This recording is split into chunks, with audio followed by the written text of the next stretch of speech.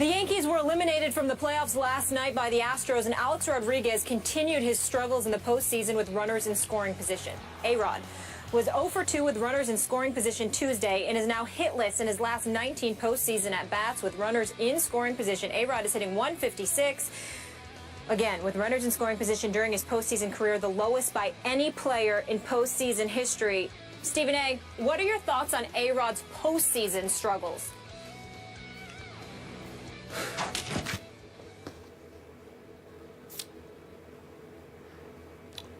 It's embarrassing. There's really no other way to slice it. I'm not going to get emotional. I'm not going to get too upset. Alex Rodriguez has disappointed me as a Yankee fan on so many occasions in so many ways. He's emblematic of everything that's gone wrong for the Yankees in this millennium. They've got one World Series title in the last 15 years, something that Skip has reminded me of. I'm a diehard Yankee fan, and today I'm dead. I'll be back alive. I'll be resurrected next season. I'll root for my Yankees like I always do. But to go down, it's not just that you go down, it's how you go down. I understand Keuchel is no joke. Now it's 22 scoreless innings and 3 starts against the Yankees this year, and I get that. And it didn't help that you got someone like Brett Gardner who struck out 3 times last night. The offense was weak. Tanaka gave up 25 home runs this season, gave up a homer to Rasmus, gave up a home run to Gomez. But he wasn't awful. He just wasn't great. At the end of the day, you would have liked to have seen someone come into the play. But these are the New York Yankees. And I think it was a bad omen, and I think that I hoped for, not expected, but hoped for too much when your biggest name is Alex Rodriguez, a known cheater and an abuser of performance-enhancing drugs and a serial liar along the way, is your marquee name, and you're the New York Yankees. You have a problem. And so I think it's incumbent upon them to go out there. You still had the highest payroll for the 17th consecutive season at $200 million this year. But you got to go out and get a Bryce Harper. You got to get a caliber guy like that. You got to get a big name in box office, because Alex Rodriguez clearly ain't it. Because no matter what great Yankees we point to, Skip, they are not dudes that show up from April through September. They're the guys that show up in October. And that is not Alex Rodriguez. In all seriousness, as I watched that game unfold last night, what struck me was that there are no more Yankees on the Yankees. There are no true Yankees. Obviously, Derek Jeter is gone, and it was so ironic that Colby Rasmus for the Astros went Jeter on the Yankees with a leadoff home run in a big postseason game.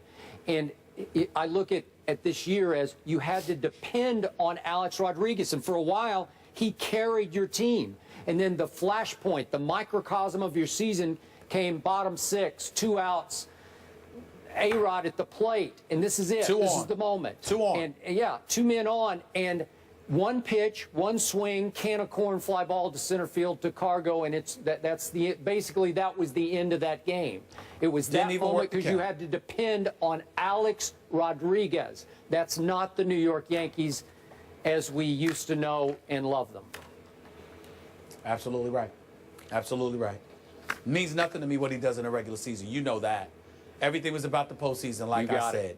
And once again, he didn't show up. After swearing, we're playing for CC now. I knew then. You said it. I knew then it was a problem. Yep. More postseason baseball tonight. The Pirates host the Cubs in the NL wildcard game. Thank you to Ronda Rousey, Joanna for joining us, Herm Edwards. Rhonda was great today. I really enjoyed listening. She was fantastic, right? I'm going to read that book, Ender's Game. I saw the movie. I don't know if it's as good as the book. All right, I'm going to check it out. Thank you guys so much for being with us. We'll see you tomorrow. Says now that he's back, he's not looking back, and there's no need to reminisce. I want to correct myself. I apologize. I said you have a personal relationship with Greg Hardy or mentoring him. No, it's Randy Gregory. So let's get that straight first. How do you feel, though, Coach, about Greg Hardy being back in the NFL and playing this weekend? Well, he gets a second chance, an opportunity, and you got to give Jerry and Stephen Jones a lot of credit. You know, they've done this before with players. I wish they would have coached him up prior to him meeting the media. Yes. That would probably have been my way of going about doing it as a head coach. And I said, let's make sure that we understand he's going to face the media here when he's eligible to play. And we got to make sure that he understands there's some things he needs to touch upon, and it's not about football. And we have to go back a little bit, and I think he has to bring that out because that kind of sets the stage going forward. And, you know, he probably didn't get coached up. I wish he had coached him up a little bit better. He could have shown a little bit more humility, being grateful to have this opportunity to come back. And you can't take the past away, obviously. You got to move forward, but he needed to be coached up. They coached him up on the offseason. They coached him up when they brought him in, and I think they dropped the ball a little bit here before he went to the media because the media. I say this as a media person. They have an obligation to ask him these questions. Yes. I mean, that's what people want to know. I mean, besides he's a good pass rusher, good football, we get that part of it. But it's the other part. You know, are you sorrowful for your you know, the way you have been portrayed? You know, and you don't have to get into everything, but you need to say something. And I think that kind of they dropped the ball. Mishandled. So if you had been head coach of this team, Yes, sir. and you'd had a vote in the situation, in the matter, would you have voted no to have him on your football team? Yes, I would have voted no. That's just. And what if your owner had said, gee, I just think we need him and I want to bring him in? You have no choice, Well, then right? if the owner says you bring him in, then I'm going to say I'm going to work with the guy. Okay. And I have no problem going forward. And if they I would know ask me you- my personal opinion, this is what I would say. Okay, that's good. I respect that. And if I know you, if you had Greg Hardy in your locker room and you knew this was going to be his first interview, you would have coached him up personally, Yes. right? Yes, I'd have And brought him said, up in hey, my room, let's yes. talk this out. Let's think this through. You'll probably get asked about X, Y, and Z. Now let's think about how to answer these questions. Yeah, and you know, I dealt with a guy, and you know him, Quincy Carter. We brought Quincy Carter in from the Dallas Cowboys. He was on the street, and Quincy had some issues. Yes, he did. And I told Quincy, here's the deal.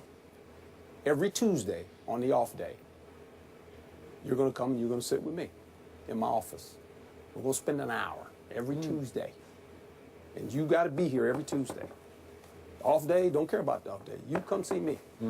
We never talked about football. And we did that until he got ready, and then he actually played for us. Won 2 out of the 3 games. Yep. Chad went down.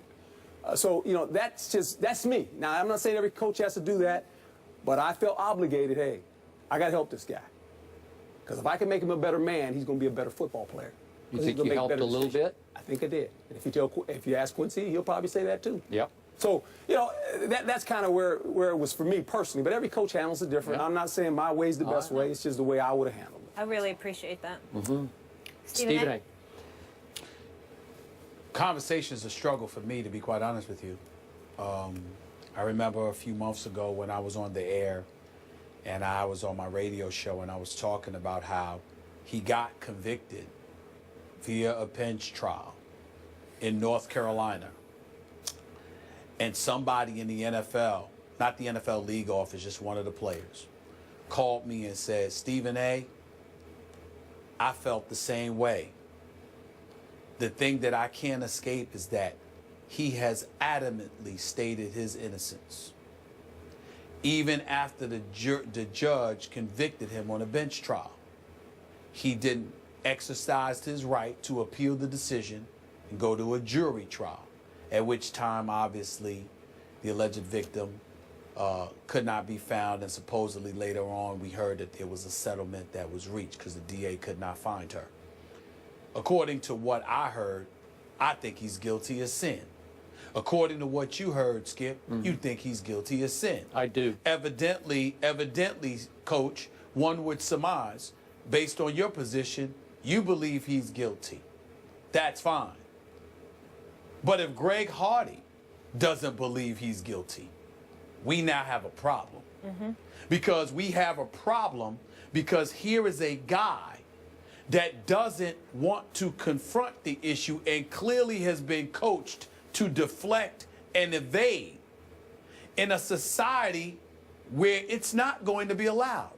Whether it's via social media or the media members who are literally and officially in front of his face, who are covering the Dallas Cowboys every day, all day long, they're not going to let this go. They're not going to let Greg Hardy, and I can't believe he doesn't see this, they are not going to allow Greg Hardy to play the entire season, simply get sacks, and just move on and talk about football without ever addressing this. They won't let it happen. And if they have to get it, if they can't get it out of him, They're going to bombard Jason Garrett and the players, his teammates in that locker room, until they get something. Some level of contrition, some level of admission, some level of any kind of explanation as to what has happened. This guy, right now, I think that we need to step up, regardless in this PC world that we're living in. We have to recognize that we believe he's guilty, particularly emanating from what a judge on a bench trial in North Carolina has validated for us all. But this guy has said that he is innocent, and he has proclaimed his innocence, and he is acting like he has nothing to address.